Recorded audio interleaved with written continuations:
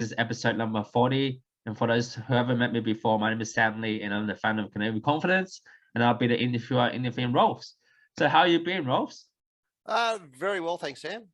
How you been, mate? I'm all right. I'm all right. Just hanging in there, just staying at home, being isolated during COVID. But other than that, yeah, pretty cool. So yeah, tell me a bit about yourself, Rolf. What do you like to do outside of work?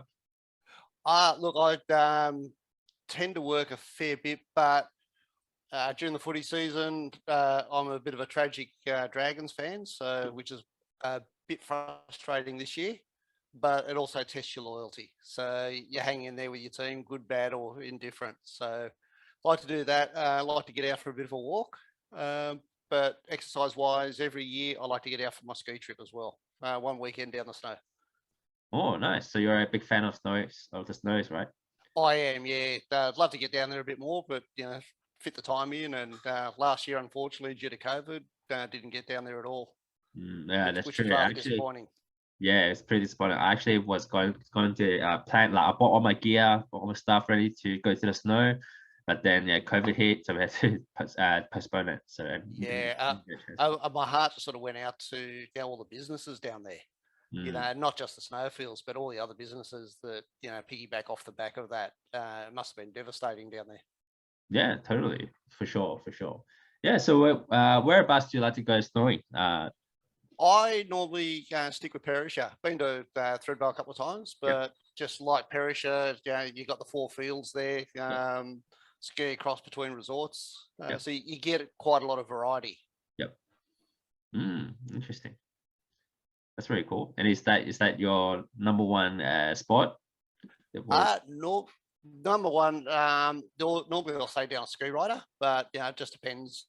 Change it up every now and then. Change moves. And stay somewhere else occasionally. And are you a skier or a snowboarder? Oh, skier. A bit old school, I guess. Learned to ski many years ago. Had a big break, and then took my kids down there.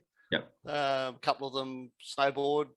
One of them skis with me, but I think he's going to change over to boarding at some point.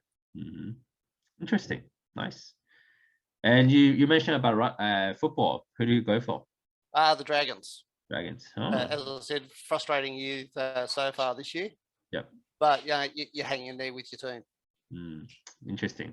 Nice. I like that. So, what else do you like doing? Other snows? You got football? Anything else?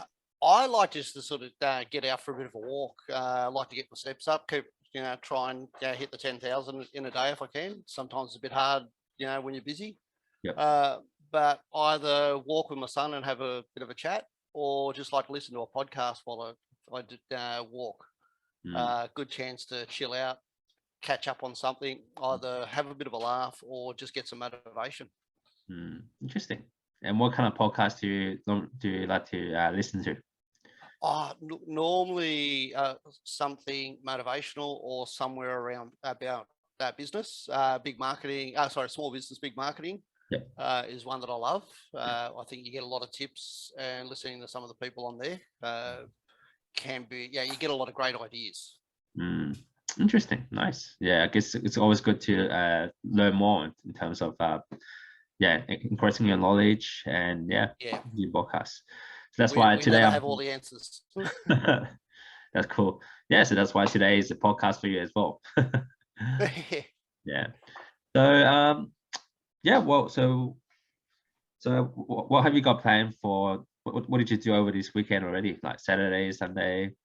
Look, I caught up with a bit of stuff that I was behind on, but I'm also involved with a not-for-profit called Rainbow Crossing. Yep. So Friday night we had a live event that went out on Facebook. Yep. And that's to do with helping people from multicultural backgrounds get past the lockdowns.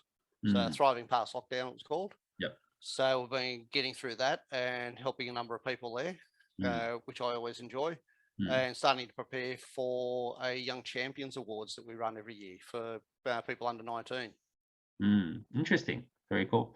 Yeah, I remember when I did that speech with Rainbow Crossing. It's very cool. I like the setting. It's like shooting a movie, and then it was the experience very good. Minus the pressure because there was no people online in live. But yeah, like normally when I see people in a live audience, I feel more nervous. But it's when you are doing streaming, it's a little bit different. It is, yeah. I think there's a bit of a two-edged sword to that. Sometimes it's nice to have that audience because you get that immediate reaction. Yep. You try and read your audience and see how they're responding to what you're saying. Yep. Although, yeah, it can make you a little more nervous. But it's good just to sort of, you can reach a lot more people online as well. Yeah, totally. Like now everyone, like even in lockdown before, people just using Zoom, so it just proves that a lot of people just use Zoom a lot. Yeah. So tell me, how did you get involved with Rainbow Crossing? And I remember you should know Brian. Brian Law, yeah. Yeah. So how did you get to know each other?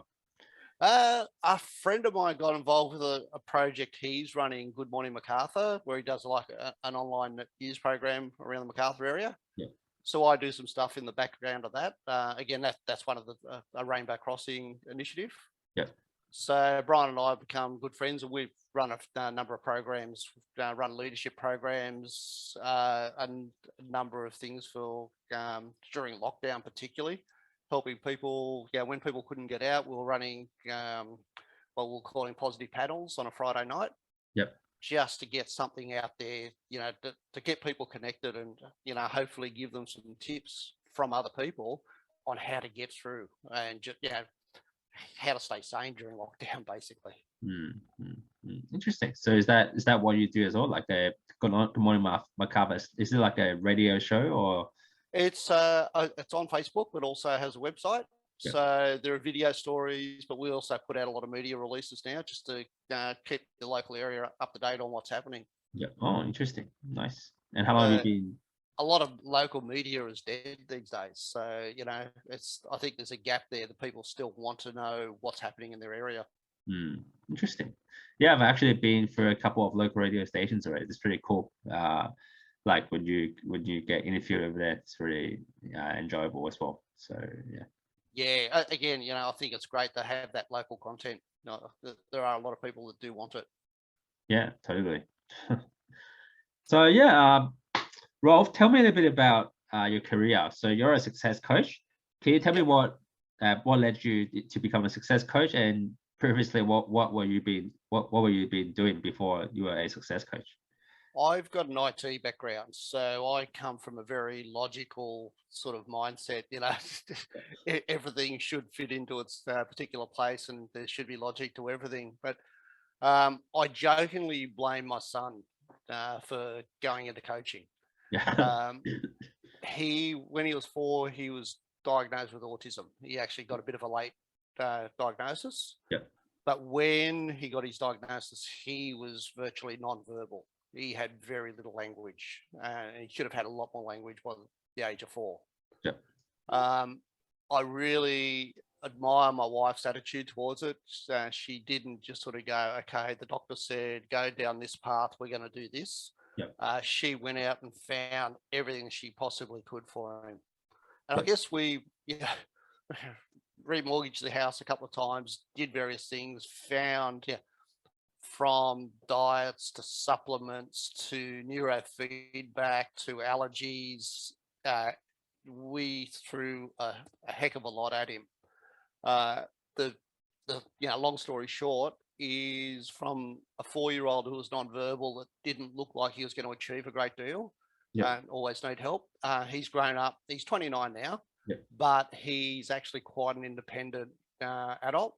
He works, he drives, he owns his own car. Pre-COVID, he's traveled overseas a number of times. And with the language, now he doesn't stop. So we have to sort of remind ourselves that, okay, he might talk a lot, but the alternative was that he wouldn't be able to verbally communicate with us. So, and it's just reinforced how much we can change, how we can change our own wiring if we want to, and if we give ourselves the opportunity to. Because he got to the point where he could see the differences, and he actively seeks out ways to improve himself. So it wasn't just we had to force things on him.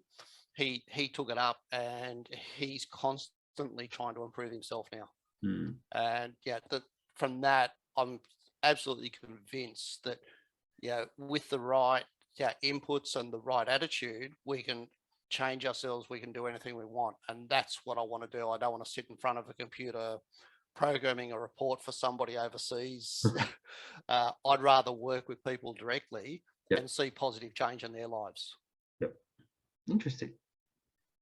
So that's what made you become a success coach. Because that was really, I suppose, when I get back to it, that, and I've evaluated it, that's really what's made me make those decisions within myself to do it.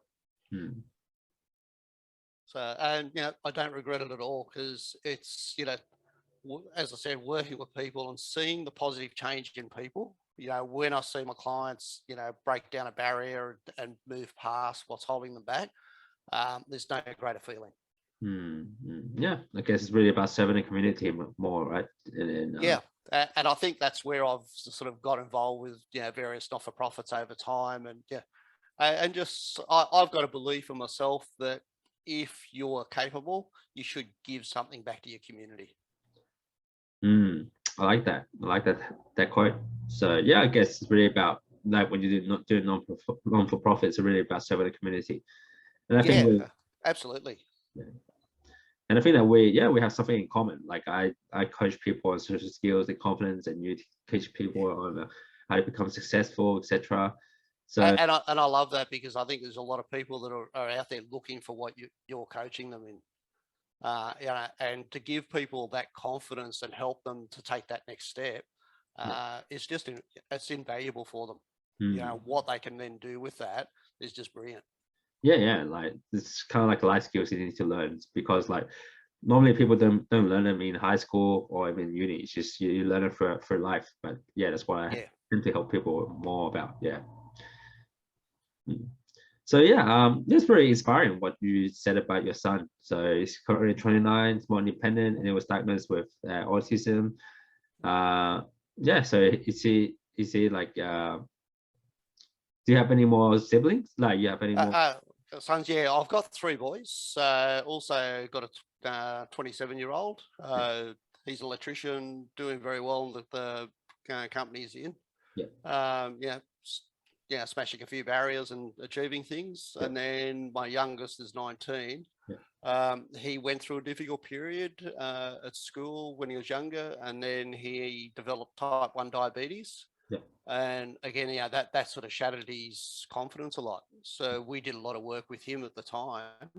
But again, he's grown up to be a very confident young fellow, and he's taken on an apprenticeship in electrical as well. So sort of following his older brother. That's very cool. I guess you're all doing the same pathway, I guess, when you yes, that's right. Yeah, but look, they're all individuals. That's something they don't tell you. Like, there's no owner's manual that comes with a child. You got to work out each kid individually, and the beauty is that they don't become carbon copies of each other. They all develop into who they are, and I just try and celebrate who each one of them is. Just help them to develop that person to be the best person they can be, and who they actually want to be. Very well said. I like that. Yeah, I guess you just need to as they grow older, just support them whatever their pathway is, and then go for the best. So absolutely. I think it's great that each one forges their own path. They don't have to be what somebody else is. Yeah, that's very true. Yeah, it's really about your own way.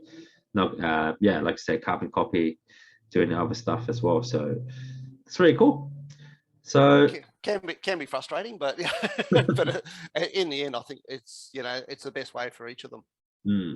Yeah, I guess so. I guess being as a dad, I guess you just need to support them where they're going, the pathway, etc.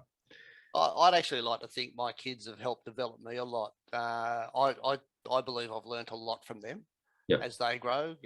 The mistakes you sort of make with one, you try not to make with the next, but then, you've got the whole new challenges.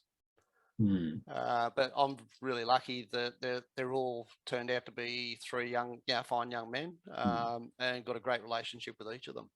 That's good. So I was really lucky with that. Great job. That's what really matters, right? Yeah, at the end of the day, it's the people in your life, I believe, that really makes the quality of your life. Yeah, the people you surround with is really important. Yeah. Oh, absolutely, yeah. Sounds good. So what kind of IT work do you do before? Like what kind of Software developer. So working with a company that wrote add-ons for accounting software. Yep. So, collection modules, that type of thing. Again, very logical. Everything has its place. Yep. But people aren't necessarily that way. That's very cool. Nice. So yeah, that's pretty cool. So tell me a little bit about anything that you want the audience to know about yourself. Look, I think it's, like I said, I do believe in giving something to the community, but yeah, you need to look after yourself. And I see some people that, work, for the community. And I think sometimes they forget to step back at times. Yep. And make sure that they're okay. Yep. A lot of mothers are like that with their families. They tend to, as somebody that was on Thriving Through Lockdown said, the mother tends to eat the burnt toast, tends to, pick up everything, but they don't look after themselves. To truly help somebody and look after somebody, you need to look after yourself and make sure that you're well and that you're moving ahead in a positive way. And then you can truly help somebody else. Very true. Yeah, I guess that's a really good quote. I like that. Yeah, but apart from that, I don't like to particularly be a workaholic. I do like a bit of time out. Even just sitting down, just watching some TV with my wife. Sunday nights, my wife works on Sundays. Yep. So Sunday night, we tend to try and make that movie night. We'll get out to the movies. It's just time to get out and spend a bit of time together. That's very cool. I think that's important. Yeah, very true. Very true, I guess. It's good. It's good that you have a routine because it's what matters. Spending more time with family, getting the most out of it. It's not really about always working. It's always about getting a balance of in life. So it's really cool. Yeah, that's great. Cool. So Rolf, the second last question I want to ask you is how do you build trust with people? Like this is a question that I normally ask people like towards the end of the interview. Like how do you build trust with people? How to get along with people? Do you have any techniques that you can share? Look, I think you've got to show a genuine interest in somebody if you want to gain their trust. Yep. That's where I think a lot of eye contact is good. Yeah. How you communicate, you've got to look interested in the person. And sometimes that can just be reflecting back what they say. Yep. Give them back.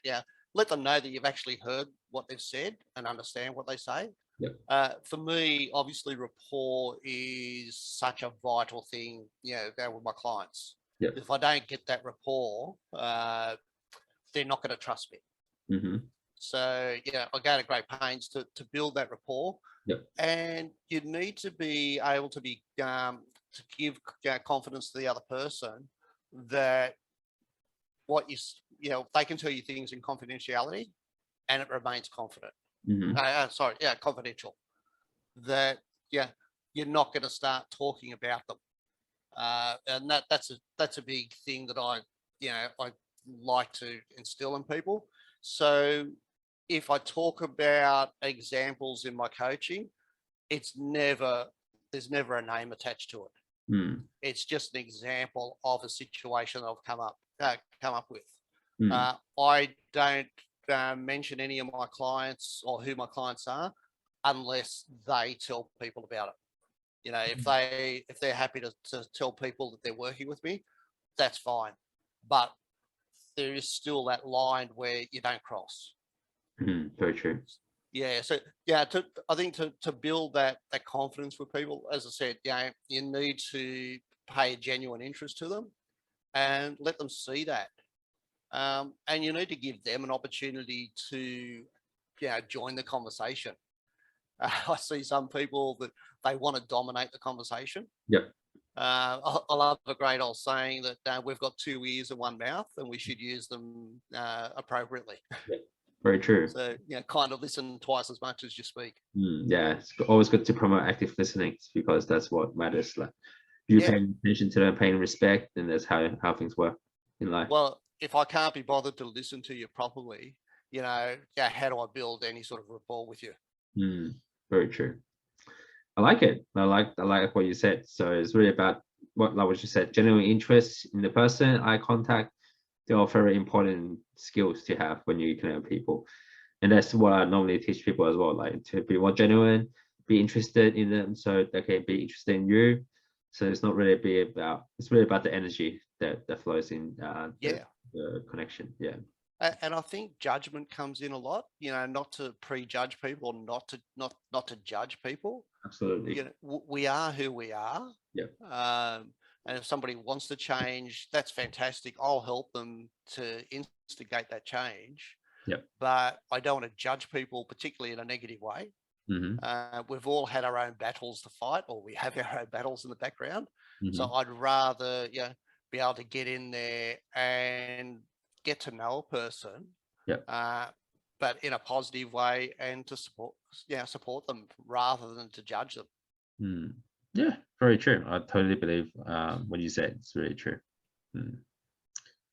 That's great. Cool. So Rolf, thanks for sharing some techniques that they want to share with the audience. It's very true. That's very invaluable as well. And the last question is, how do the viewers today get to connect with you? Are you on social media, Facebook, LinkedIn, Instagram, and what's your website? Website is foxcoaching.com.au. Got a contact on there. I am on Facebook, so I've got my business page, which is Fox Coaching Australia. So if they look that up. And also got a personal page on Facebook, on LinkedIn. Haven't done Instagram so far. I'm trying not to spread myself too thin on the social media. Got to be wary that you try to do a couple well, rather than too many not very well. Too many eggs in a basket, right? Although Instagram, I think is it's grown a great deal, and I think it is becoming a much better way to connect with people now. So I think it is something I will be investigating in the near future. Yeah. So I guess just go with the trend, right? Sounds good. And before we wrap this up, do you have anything else you want the viewers to know, or you want to talk about? Oh, look, Sam, I think basically I've got to look, I like to bring my life experience in. Definitely, as I said, when we ran a leadership program for young people recently, and it's great to be able to bring in some personal experiences. Mistakes I've made. I definitely haven't led the perfect life. But I know now I can look back and think about how different situations have shaped who I am and how I think now. And I'd like to think I've come through in a pretty positive way. Like to support people, as I said, without being too judgmental, and just help people to reach in and find the best in themselves, which I think is what most people are after. A lot of people are very stuck in where they are. They know they're not happy. They know they want change, but sometimes they don't know what that change is. And that's where they need to be able to reach out to somebody and work out what that change is that they want. And I think that's where I step in and try and help people with that, that whether that's in their personal life or their business life. Interesting. Yeah, I guess what you do is very fulfilling when you connect with other people. So it is, as what you do. I think you'd find that when you see the people growing in confidence and going out and facing these situations with that confidence, that must be a great feeling for you. Yeah, totally. Like if I add value to people, that's what matters the most. It's not really about getting the money. It's really about helping them to really get to where they want to be in life. So that's why I coach a lot of people like they might feel down, like they might feel like there's no sense of purpose, but when they connect with people, new people, magic really happens there. And yeah, I actually coach a lot of people with autism as well. So yeah, long story short, yeah, if they're on the spectrum, I can help them on improving their social skills as well. Yeah. Oh, that's awesome. Yeah, obviously disability, yeah, particularly around autism, is quite a passion for me.